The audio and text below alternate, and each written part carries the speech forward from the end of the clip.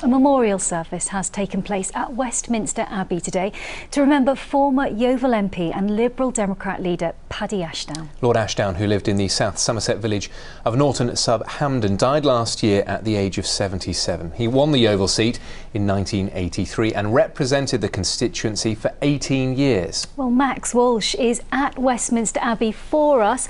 Max, Paddy Ashdown was a huge figure in politics, wasn't he?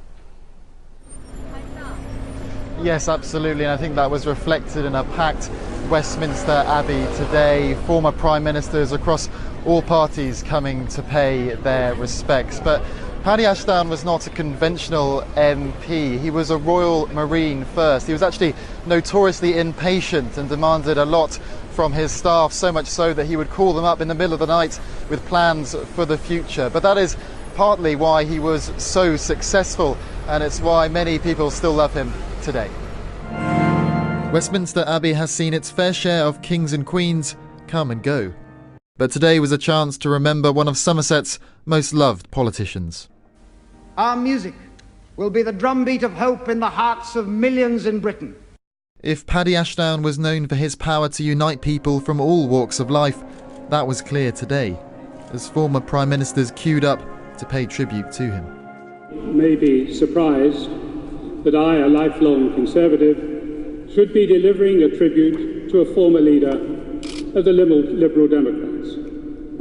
They shouldn't be. Paddy was a political opponent who became a friend to cherish. Paddy joined the Royal Marines as an 18-year-old in 1959 and went on to pass selection for the Special Boat Service. Still to this day, his colleagues remember their lieutenant. Very down to earth. Worked very closely with the guys, and he had tremendous loyalty from the guys to him. Yes, we admired him tremendously. You can see that by what's happening here today.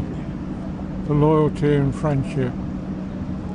Yes. Not only as a lord, but as a soldier and as a friend. Paddy left the military 7 years later, and in 1983 he was elected MP for Yeovil for the first time. His proudest moment.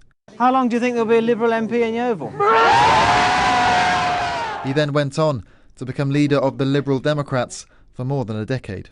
He will be so sadly missed, but so fondly remembered, and fighting for our values is probably the best memorial that we can pay to him. And as the crowds watched on, it's his values which many wish could guide our politicians today. What do you think you make of everything going on over the last sort of 24 hours here? I think he would be despairing, but there, aren't we all? In many ways, I'm a little sad that he couldn't see our resurgence really since May. That would have really pleased him. For Paddy, family always came before politics. He leaves behind his wife and 2 children, who will certainly be proud of the man who inspired so many in Somerset and beyond. Max Walsh, ITV News, Westminster.